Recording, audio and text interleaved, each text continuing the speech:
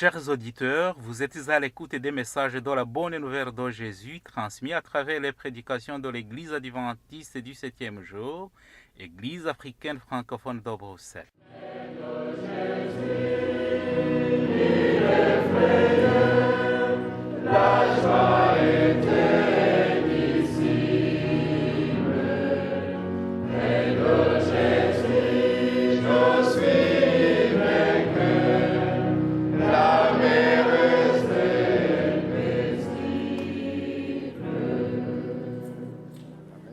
C'est ainsi qu'a commencé la bonne nouvelle de Jésus-Christ, le Fils de Dieu. C'est là ce qui est écrit dans le livre du prophète Ésaïe. J'enverrai mon messager devant toi, il te préparera le chemin. On entend la voix de quelqu'un qui crie dans le désert. Préparez le chemin pour le Seigneur, faites-lui des sentiers droits. Marc chapitre 1, verset 1 à 3. Itangiro ry'ubutumwa bwiza bwa Yesu Kristo, umwana w'Imana. Nk'uko byanditswe n'umuhanuzi Yesaya, ngo nuko ndenda gutuma integuza yanjye mbere yawe, izatunganya inzira yawe. Ijwi ry'urangurira mu butayu, ati nimutunganye inzira z'Uwiteka, mugorore inzira ze. Mariko igice cya mbere, umurongo wa mbere kugeza ku wa gatatu.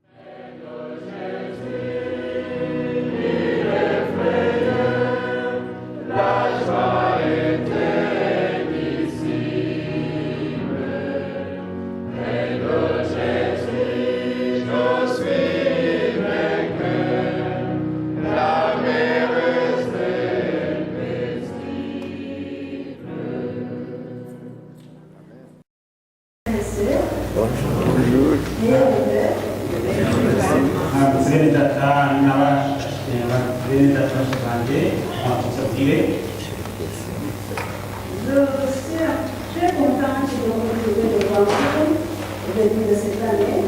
Nishimiye kuba imbere yanyu mu mwanya mpuzamahanga uyu mwaka Pour partager le message que Dieu m'a confié.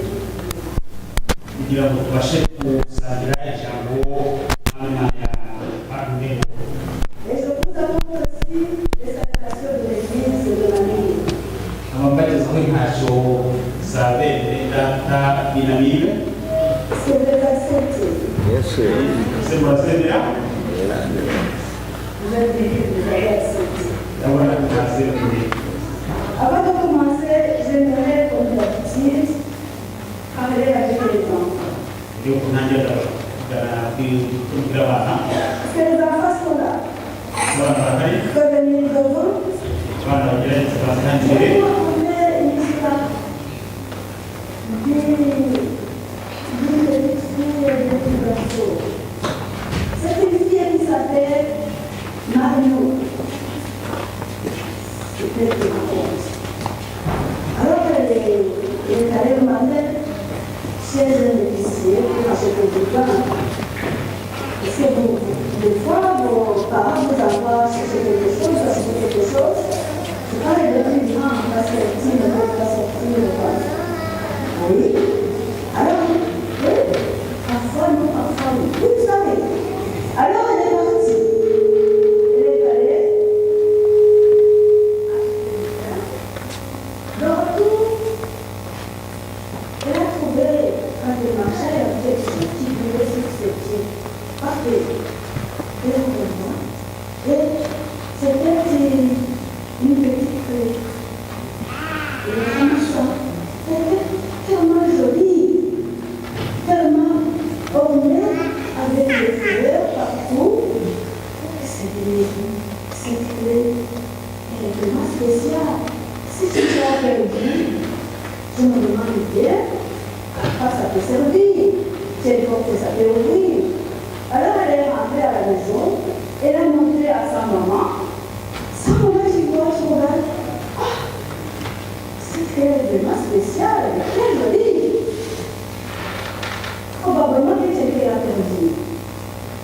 Alors, ils ont passé l'annonce pour voir s'il y avait quelqu'un qui avait interdit. Et chaque fois, Marie allait regarder les annonces des objets perdus pour voir s'il y a quelqu'un qui demandait ça. Il y a des enfants qui ne voient pas, qui sont très éloignés, qui se sont cachés. Ok, je me mets la première. C'est bon.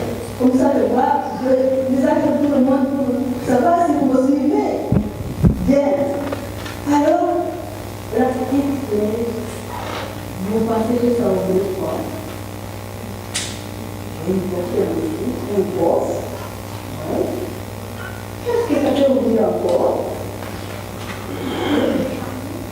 l'autre cas téléphonique, un allemand qui voit, oui, il y a beaucoup de blé, mais c'est le blé qui monte quelque part. Alors, il faut, oui, le matin, il faut une blé. À l'église aussi. Et alors, vous savez ce qui s'est passé? Après un mois de recherche, Marie-Lou a dit, écoute, cette clé, il y a personne qui la regarde. Je pense que c'est une clé du bonheur. Elle a fait le nom comme ça. Ma clé du bonheur, elle est là, elle est dans sa poche. Mais cette clé, je ne peux pas venir à quelque part. J'ai peur.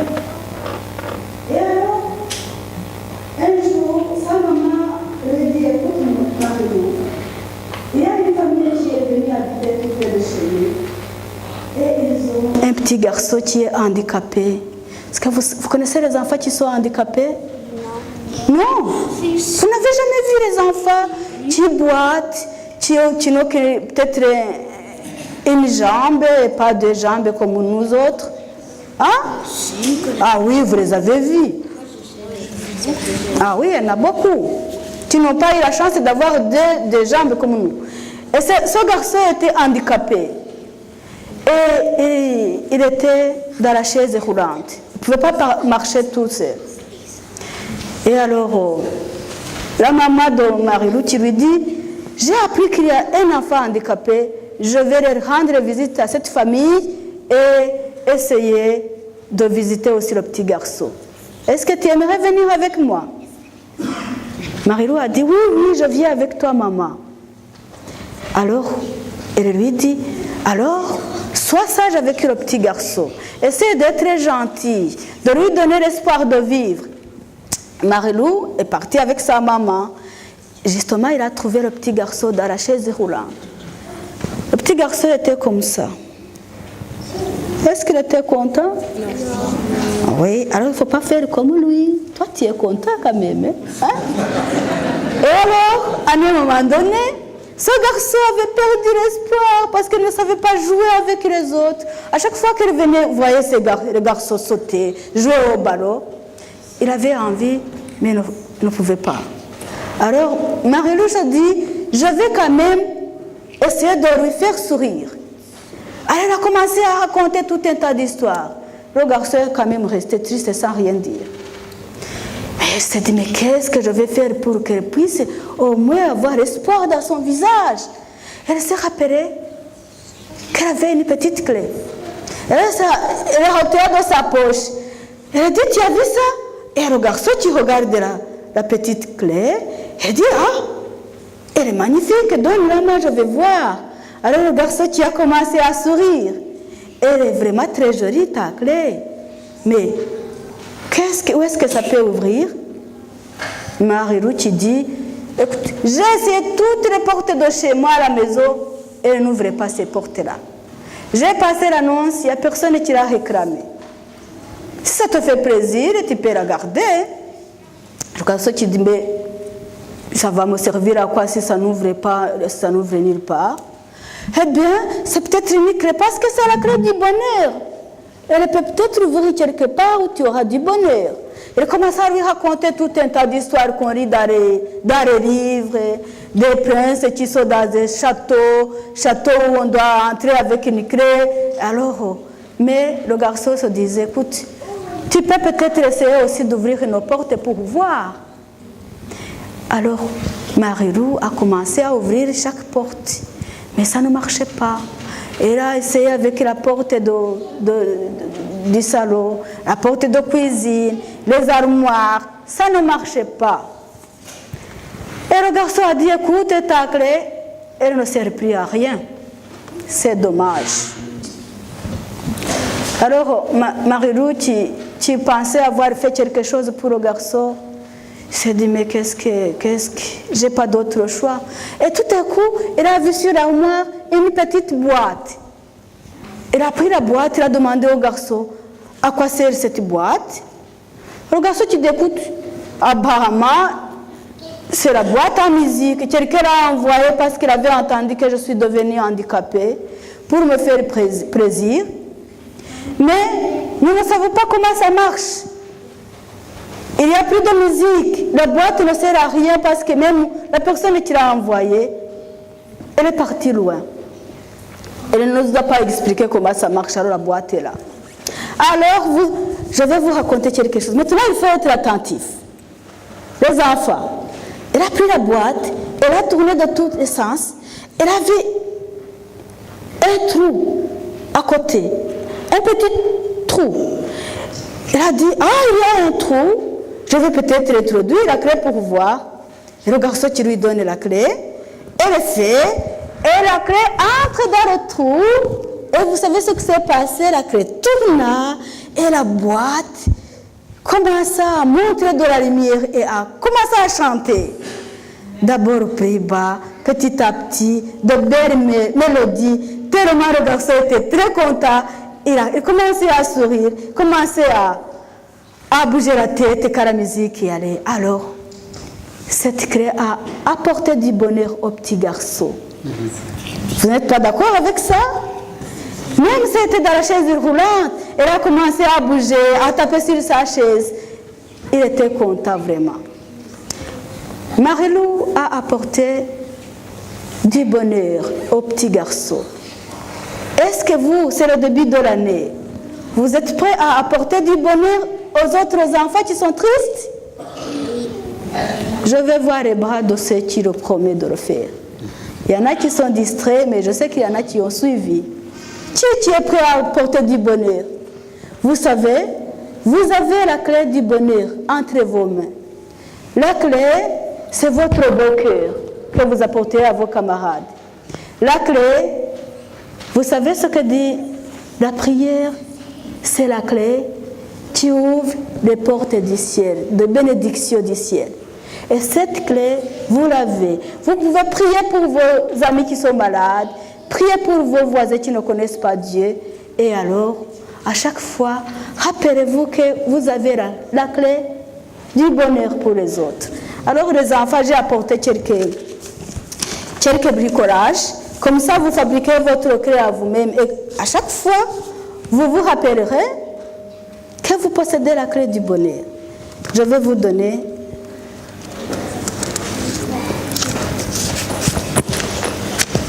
ça, c'est un exemple. C'est un papier qui est collé à l'autre. Alors, vous pourrez mettre là, essayez de mettre les décorations, la colorer comme vous voulez, et puis la découper, ça sera votre clé. Ça c'est collé, mais le reste, vous allez le faire vous-même. À la maison, vous prendrez du colle et des ciseaux, et vous ferez. Je pense que j'aurai pour tout le monde. Vous pouvez peut-être m'aider c'est à chaque fois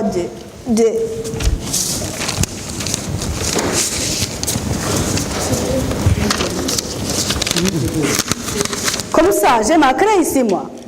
Vous essayerez de faire comme ça. Ça va? Ah oui, comme ça. Ça, je la donne au plus petit. Parce que c'est difficile pour faire. Voilà. J'ai apporté des exemples de décoration que vous pouvez mettre, mais ce n'est pas beaucoup, mais à la maison, vous pourrez demander à vos papas, ça vous partagez à vos parents pour vous trouver des crayons ou des fleurs pour décorer vos clés. Bon sabbat les enfants. Amen. Et toujours la clé du bonheur. Amen. Vous pouvez partager avec les autres. Il y en a suffisant, j'espère.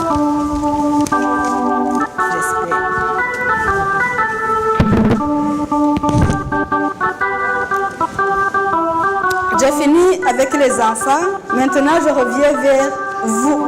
ndangije inkuru y'abana noneho nje kuganira namwe abakuru.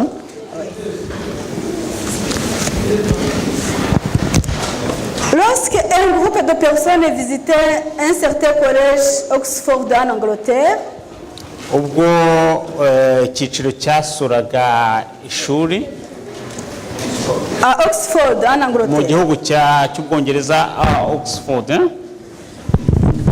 ils sont arrivés au célèbre tableau de William Holman. hari ishusho y'umuntu witwa William Coleman. Un tableau de William Holman, un tableau qui était fait par William Holman. Hari iyo shusho rero y'umuntu witwa William Coleman. Et ce tableau, il l'avait appelé la lumière du monde. Iyo tableau y'ishusho rero yari yise ngo urumuri rw'isi. L'artiste avait représenté le Christ frappant à la porte de notre vie. Yari yarayigize ku buryo yashobora kuba ishushanya umuryango wa Kristo mu buzima bwacu. Je vais vous la montrer. J'ai un exemple comme ça. Kanyibereke.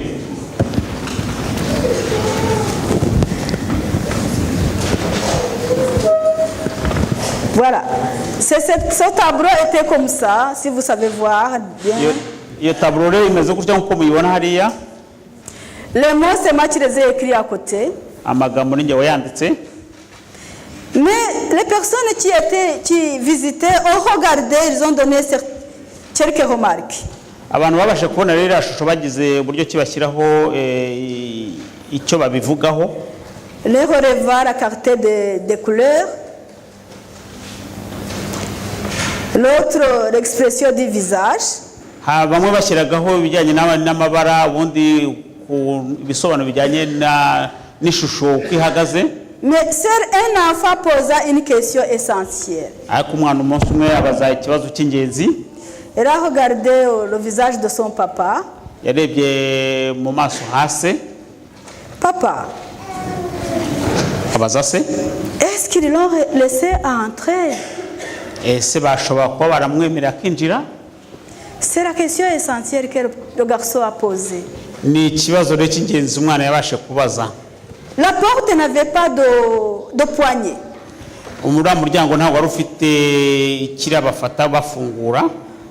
Personne ne s'était posé la question avant l'enfant parce qu'on ne sait pas entrer de l'extérieur s'il n'y a pas un poignet. Nta warigeze yibaza ikibazo nk'icyo umwana yibajije kuko nta wari wabashe gutekereza ko umuntu adashaka kwinjira hatabayeho icyo gufungura. Alors il a regardé Jésus qui était à la porte. Hanyuma rero yari yitegereje arabona Yesu wari uri ku muryango. Qui voulait entrer. Washaka kwinjira. Il a dit, papa, est-ce qu'ils l'ont laissé entrer? Hanyuma baza se ati ese papa ati baramuretse akinjira. Maintenant je vous pose la question. Ndababaza ikibazo. Est-ce que vous l'avez laissé entrer? Mwaramuretse akinjira. Il est déjà dans vos vies. Ese ari mu buzima bwanyu. Jésus a frappé à la porte. Yesu arakomanga yakomanze ku rugi. Depuis longtemps déjà, il a frappé à la porte. Kirekire arakomanga ku muryango. Durant l'année 2018, il a frappé à ta porte, même avant. Mwaka wa 2018 yakomanze ku muryango n'ubu ngubu. Début de l'année 19, il frappe toujours à la porte. No mu ntangiriro y'uyu mwaka rero wa 2019 arakomanga ku muryango. Est-ce que tu comptes lui ouvrir ton cœur? Ese uratekereza kumukingurira? Bien, tu l'as déjà fait. Cyangwa se warabikoze? Gloire à Dieu si tu l'as déjà fait. Imana ishimwe niba warabikoze. Amen. Parce que c'est le beau visiteur que nous pouvons avoir. C'est n'umushyitsi w'ingenzi dushobora kubona. Vous savez, la Bible nous donne beaucoup d'exemples de personnes qui, saisies par la grâce de Dieu, sont passées un peu de temps du ténèbre à la lumière. Muri Bibiliya tubona ahantu henshi hatwereka abantu bagiye bava mu kintu cy'umwijima bakajya mu mucyo. Qui ont passé juste un peu de temps, qui n'ont pas hésité à ouvrir tout de suite à Jésus. Batigeze bashidikanya n'akanya gato ahubwo bahise bakingurira umwami Yesu. Telle la femme samaritaine. Uriya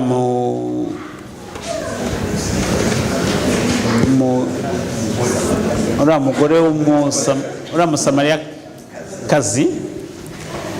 Quand elle était au puits avec Jésus, elle n'a pas hésité après son entretien avec Jésus. Elle a tout de suite compris qui il était. Ubwo yari ari kumwe na Yesu rero kwiriba ntago yahise yashidikanyije ahubwo yahise amenya Yesu wari we. Si vous voulez vous rappeler de l'histoire, lisez à la maison Jean chapitre 4. muramutse mushatse kumenya icyo gitekerezo mwayosoma muri Yohana mu gice cya 4. Le brigand sur la croix. Nanone igisambo ku musaraba. Il n'a pas hésité ni minute quand Jésus souffrait avec lui à la croix. Il a tenu sa chance. Il a donné son cœur à Jésus. Ntabwo yashidikanyije rero ubwo yari ari ku musaraba mu kanya gato yahise yemerera Yesu. Saul de Tarse. Paulo w'Itarusisi. Quand il a vu cette lumière et Jésus qui se montrait à lui, il a tenu la chance. Depuis ce moment-là, il a changé. Ubwo yabonaga Yesu mu mucyo utangaje ntabwo yashidikanyije hese ahinduka. Il y a beaucoup d'exemples, je peux continuer, la liste est longue. Hari ingero nyinshi nshobora kubona abantu benshi. Mais quelquefois, l'âme appelée il y a des âmes qui ont changé, mais progressivement et très lentement. Ariko tunabona nanone ko hari ahantu abantu bagiye bahinduka buhoro buhoro. Ce fut le cas d'un homme qui est allé voir Jésus la nuit. Turabona umuntu umwe wagiye kureba Yesu mu ijoro. Nicodème est allé voir Jésus la nuit. Nicodème wagiye kureba Yesu mu ijoro. Mais pourquoi il est parti la nuit? Kuki yaba yaragiye kumureba nijoro? Nous lisons dans Jean chapitre 3 versets 1 et 2. Yusomye muri Yohana mu gice cya 3 umurongo wa 1 wa 2.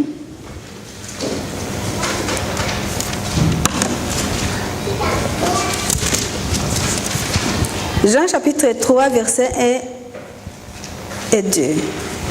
Yohana igice cya 3 umurongo wa 1 wa 2. Mais il y avait parmi les pharisiens un chef de juifs nommé Nicodème.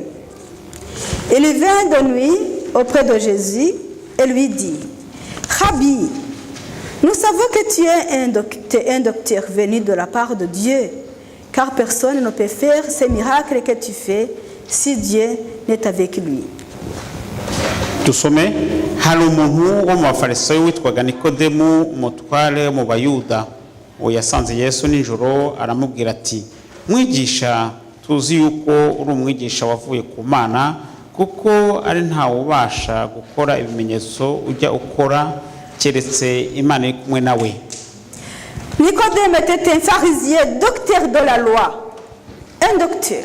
Nikodemu yari umufarisayo akaba n'umwigisha w'amategeko. Un homme respectable. Umuntu wari wubashywe cyane.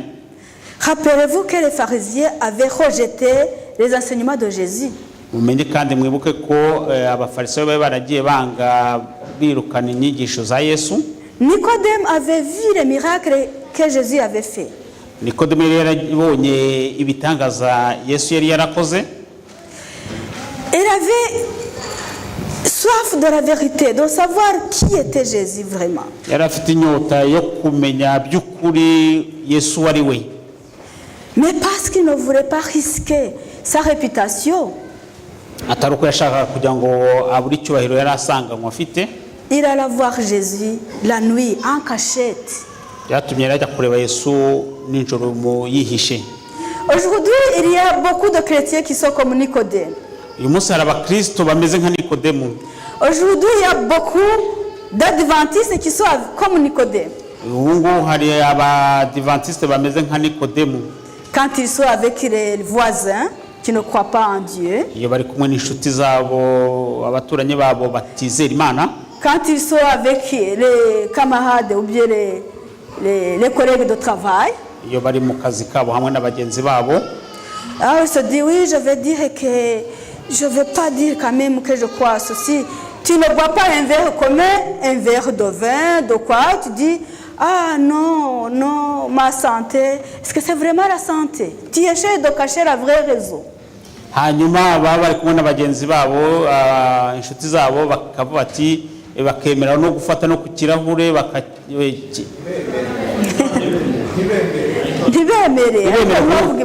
ntibemere gufata ku kirahure ariko ntibavuge impamvu bibateye. Oui. Il y en a même qui refusent de travailler le samedi. Hari n'abanga gukora ku isabato. Mais quand on leur demande pourquoi, ariko wababaza impamvu, ils disent que c'est le jour où ils ne sont pas disponibles, ils n'osent pas. ariko bakavuga ko umunsi bataboneka ariko ntibabashe kuvuga inkuru impamvu nyamukuru. Tu as toujours peur Ukaba ufite ubwoba de perdre ta réputation. uko wabura umwanya wawe. Jésus frappe à ton cœur. Yesu arakomanga ku rugi umutima wawe. Tu penses qu'il le fera jusqu'à quand? Uratekereza ko azabikora igihe kingana iki? Tu vas continuer à te cacher. Ese uzakomeza wihishe? À un moment donné, il partira. Umwanya umwe igihe kimwe azagendera. Il n'attendra pas éternellement. Ntabwo azategereza iteka ryose. C'est pour un temps limité seulement. Ni mu gihe gitoya kigenwe. Alors Nicodème, je pense que lui il avait la chance parce qu'il avait tout le temps. Nikodemu navuga ko yari afite amahirwe ko yari afite igihe gihagije. Jésus l'a accueilli. Yesu yaramwakiriye. Ne lui a pas fait de reproches. Nubwo yigeze amubaza ku byerekeranye n'ibyo yakoze byose. Par contre, il a commencé à lui expliquer la nouvelle naissance. Ahubwo atangira kumusobanurira ibyerekeranye no kuvuka kwa kabiri. Comment Dieu a tant aimé le monde jusqu'à donner son fils. Anamubwira uburyo ki Imana yakunze abari mu isi cyane kugeza ubwo yatanze umwana we w'ikinege. Quel merveilleux message annoncé à cet homme. Mbega ubutumwa bwiza yabashe kubwira uwo muntu. Cet homme dont les démarches entamées étaient un plus petit commencement. Uwo muntu wari ufite sa démarche était lente vers Jésus. Umuntu wari ufite kugenda buhoro buhoro ariko akagera kuri Yesu. Vous savez, avec Jésus, il venait d'apprendre toute la vérité qu'il lui fallait. Yesu yari amaze kumubwira ukuri kose kwari gukenewe. Ce qu'il aurait dû connaître bien avant. Nibyo yagomba no ko yaramenye na mbere y'igihe. Parce qu'il était docteur de la loi. Ce que yari umwigisha amategeko. Mais Dieu ne méprise jamais une âme qui le cherche. Ariko Yesu ntago yirengagiza umutima wose umushaka. Même si par crainte de perdre ta réputation, tu te caches, il va quand même te recevoir. Nubwo waba wihisha ufite impungenge zo ko wabura umwanya wawe ariko Yesu yiteguye kukwakira. Nicodème est parti. Nikodemu aragenda. Mais il n'a pas pris de décision. Ariko ntabwo yafashe icyemezo. Il est parti auprès des pharisiens. Et les principaux sacrificateurs envoyèrent une fois les gardes vers Jésus.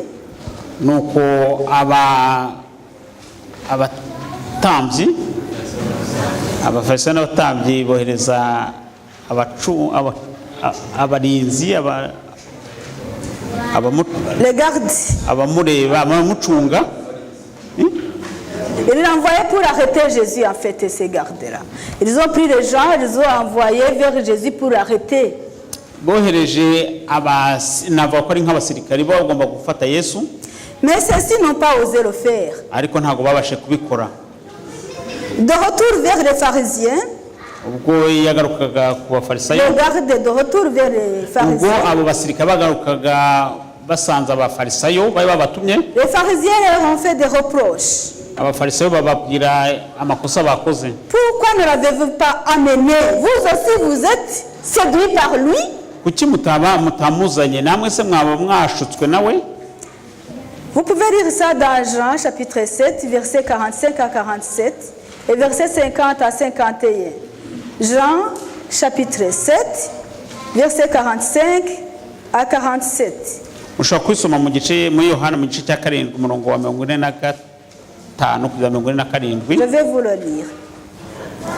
Jean chapitre 7 versets 45 à 47. Les gardes retournèrent vers les principaux sacrificateurs et les pharisiens qui leur dirent: pourquoi ne l'avez-vous pas amené? Les gardes répondirent: jamais homme n'a parlé comme parlait cet homme. Les pharisiens leur répliquèrent: est-ce que vous aussi vous avez été séduits? Nicodème, qui était venu précédemment vers Jésus et qui était l'un d'entre eux, leur dit: notre loi juge-t-elle un homme avant qu'on l'ait entendu et qu'on sache ce qu'il a fait? Dusome nuko Yohana mu gice cya 7:45 kugeza 50. Nuko babasirikari basubira ku batambyi bakuru n'abafarisayo, nabo barababaza bati mubujijwe n'iki kumuzana?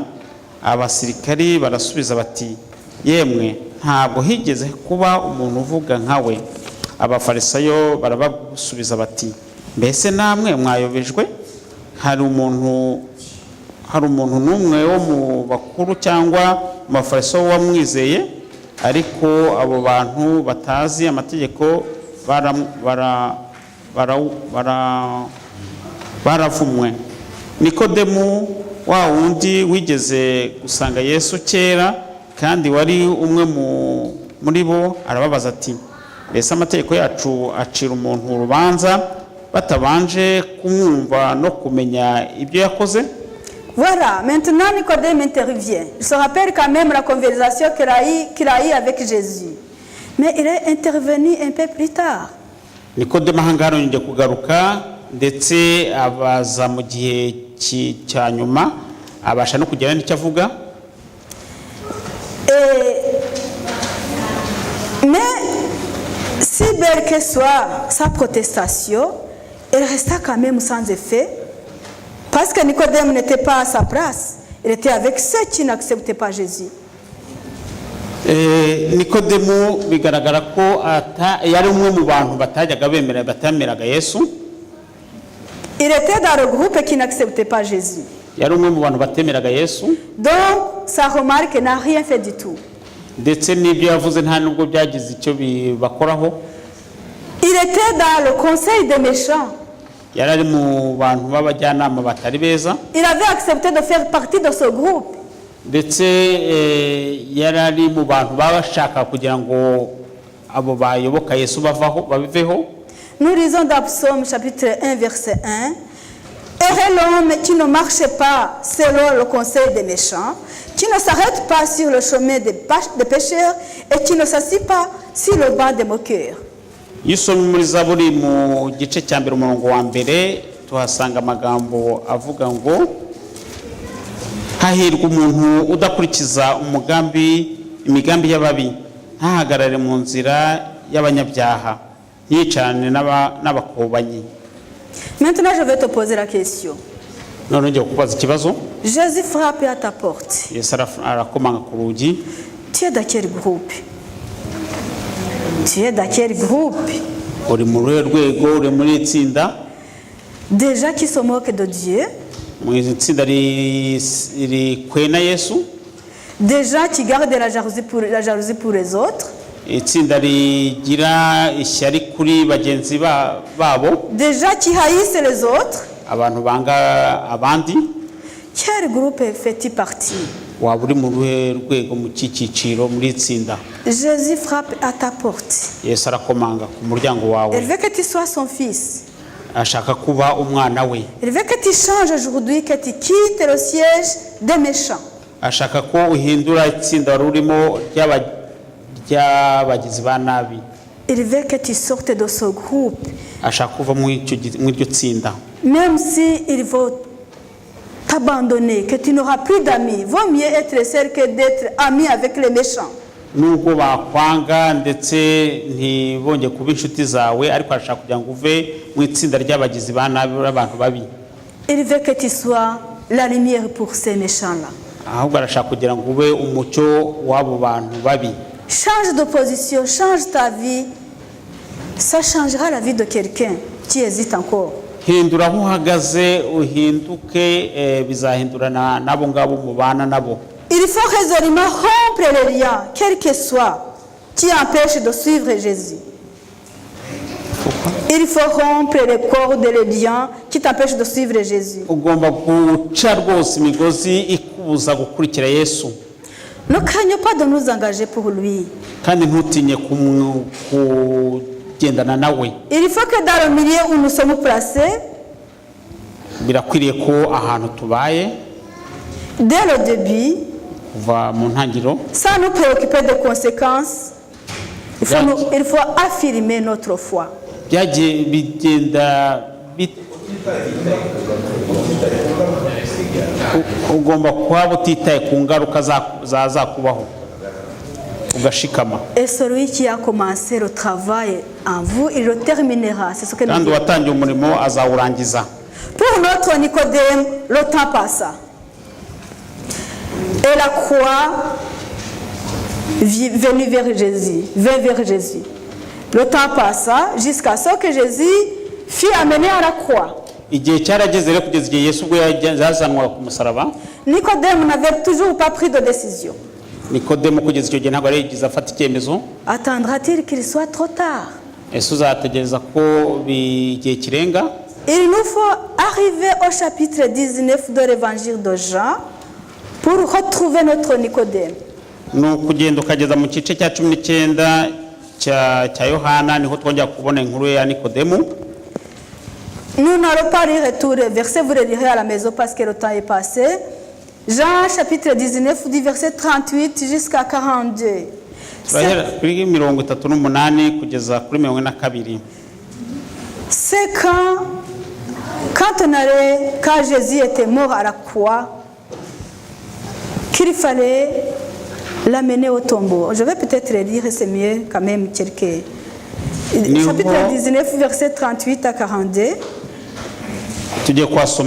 Nicodème, qui auparavant était allé dormir vers Jésus, vint aussi apportant un mélange d'environ 100 livres de myrrhe et d'aloès.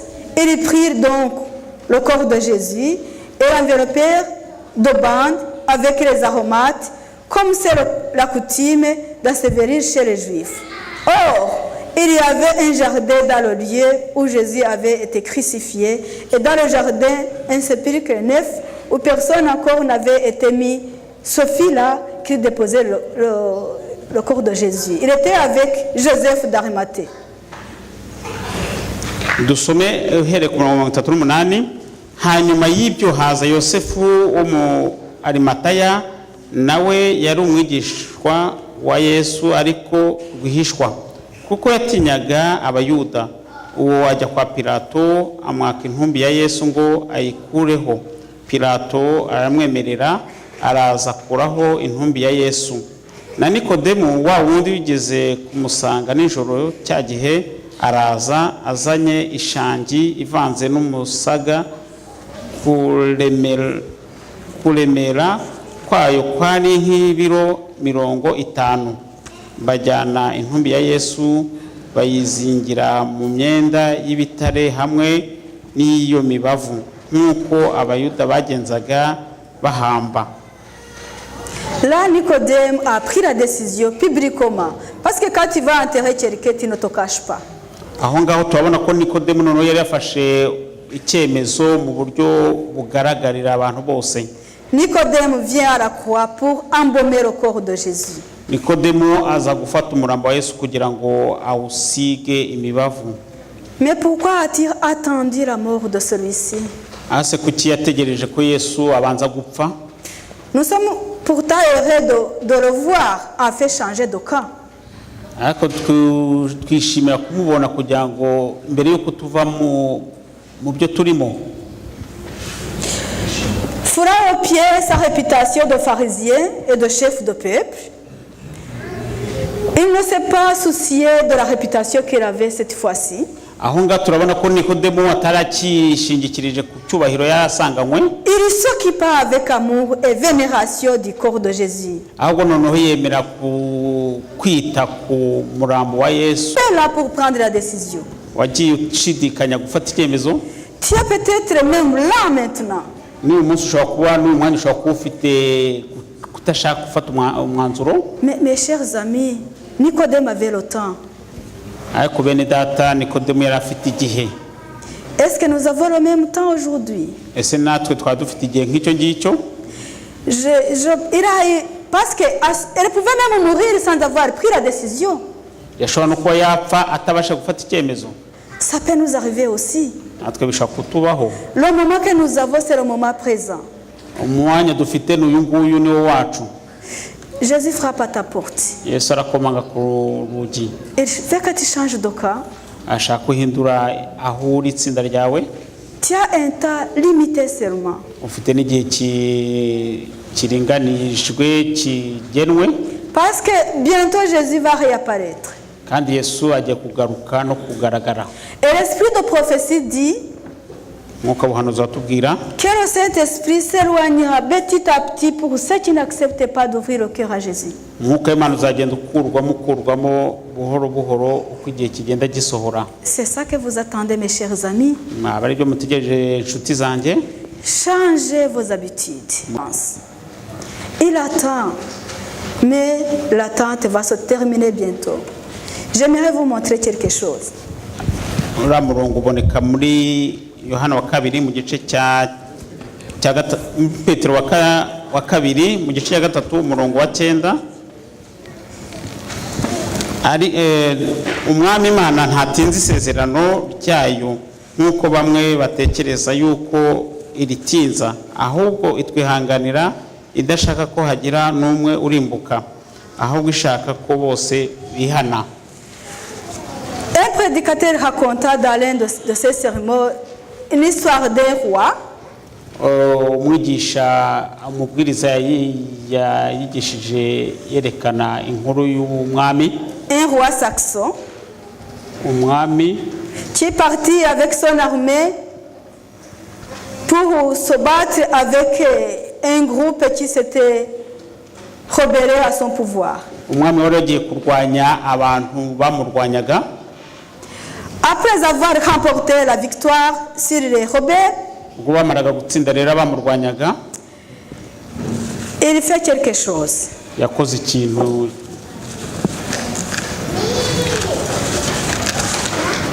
Il prend une bougie, Yafashe buji, il la met devant la porte de l'entrée de son royaume, ayishyira imbere y'umuryango w'ubwami bwe, devant l'entrée du château. imbere y'inzu y'ibwami.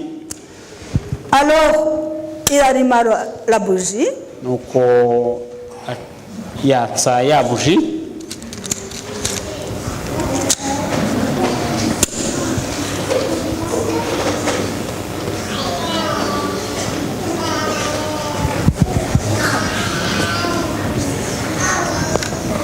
Il alluma la bougie. yatsa ya buji, Il l'a mis devant l'entrée du château. ayishyira imbere y'inzu y'ibwami. Alors, il lança l'annonce. Nuko atanga itangazo, Il dit ceci: avuga ngo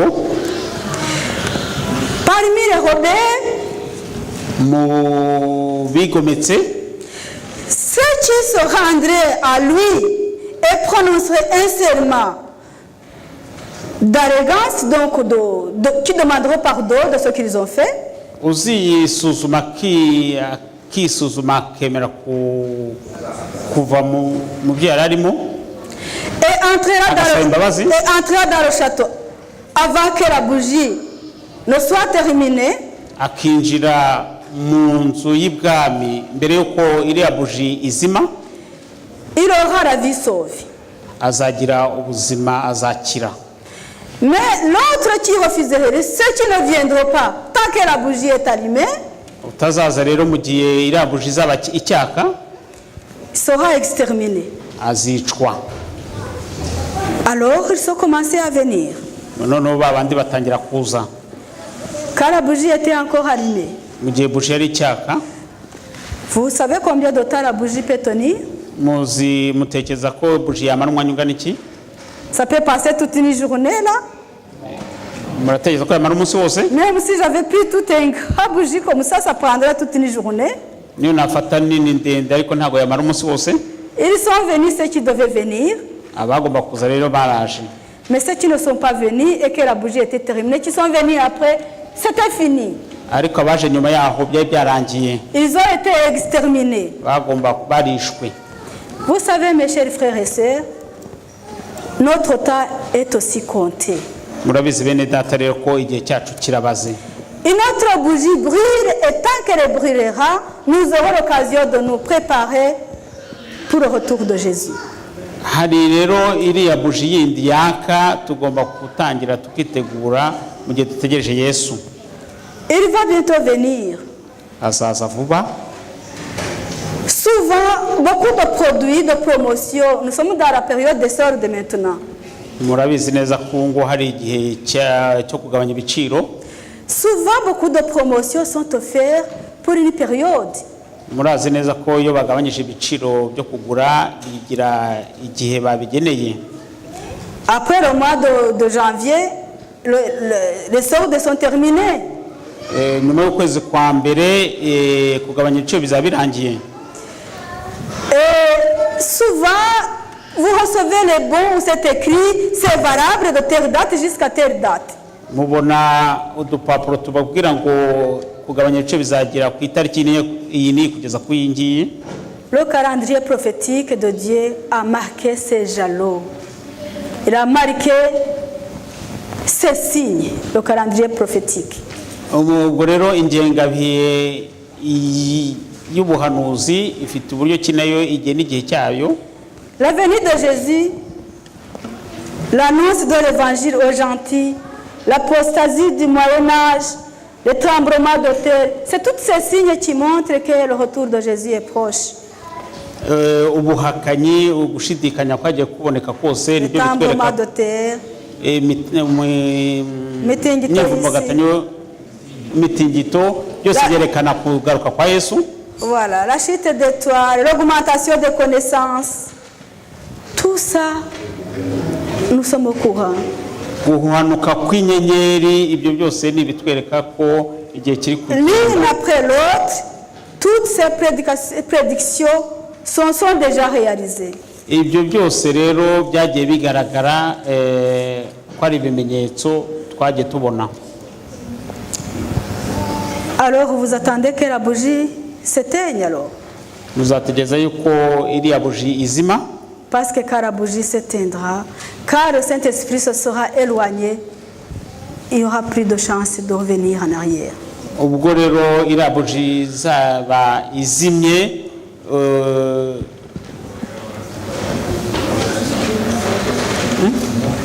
n'umwuka wera amaze gukurwamo, icyo gihe bizaba birangiye.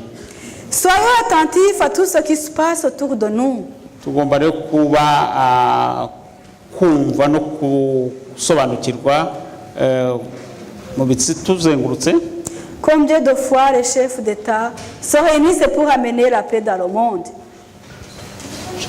Combien de fois les chefs d'État se réunissent pour ramener la paix dans le monde? Ni kangahe mubona abakuru b'ibihugu bashaka baterana bashaka amahoro y'isi?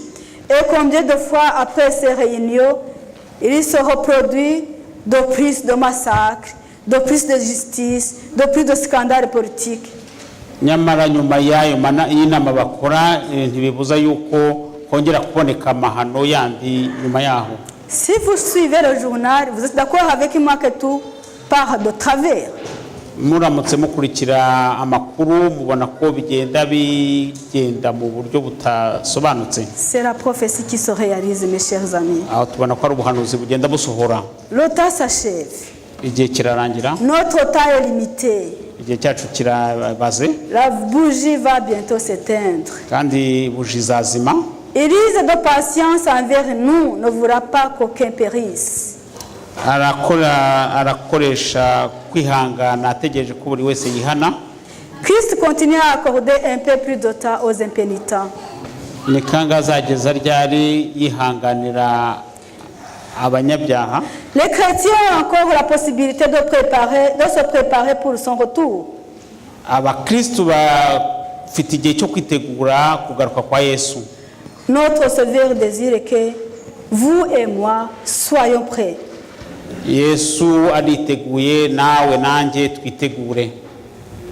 Notre cœur a un nombre limité de pulsions. Quand tu entends ton cœur battre, il a un nombre limité. Tu peux mourir demain ou après-demain. Umutima wacu rero ufite igihe kigerwe kiri ukutera n'inshuro utera n'igihe cyacu nacyo nuko nikirabaze. Notre vie ne nous appartient plus pour longtemps. Ubuzima bwacu ntabwo ari ubwacu mu gihe kirekire. Nous ne connaissons pas le temps où notre cœur cessera de battre. Nta nubwo tuzi igihe umutima wacu uzahagararira. ni le temps de faire de la grâce divine pour nous. n'igihe cy'imbabazi igihe kizarangirira. Ce que nous savons, c'est que c'est bientôt. Ariko icyo tuzi cyo ni uko ari vuba, Très bientôt. vuba rwose. Tout dont nous devons être sûrs, c'est que le retour de Jésus est imminent. Il est temps aujourd'hui de finaliser nos préparatifs quant au retour de notre Sauveur, parce qu'il est bientôt, il est là, il va venir. Icyo twizera cyo ni uko kugaruka kwa Yesu ko kuregereje, turagomba kwitegura. C'est ce que je souhaite pour vous. Ni nacyo mbifuriza. Si Jésus frappe toujours à ton cœur, Niba Yesu- écoute sa voix, parce que c'est maintenant, ne remets pas au lendemain. niba Yesu urakomanga ku mutima wawe, ntubitegereze ngo utegereze kubikora ahazaza. Que Dieu vous bénisse. Imana ibahe umugisha. Notre Dieu d'amour, nous Mana voici yacu. encore devant toi. Uratubona imbere yawe, Nous venons de partager ta parole tumaze gusangira ijambo ryawe, et tu as parlé dans le cœur de chacun d'entre nous. kandi wavugiye mu mutima wa buri wese muri twebwe. Nous te demandons de nous envoyer ton Saint-Esprit Turasaba kugira ngo twohereze umwuka wawe pour nous aider kugira ngo adufashe, à ceux qui ont encore les cœurs qui sont fermés, abagifite imitima ifunze, pour qu'ils puissent les ouvrir à toi, Jésus. kugira ngo babashe kwifungurira Yesu, babashe kwigufungurira Mwami Yesu. Nous sommes au début de l'année. Turi mu ntangiriro z'umwaka. Je prie pour chacun d'entre nous pour que nous puissions être avec toi jusqu'à la fin de cette année-ci.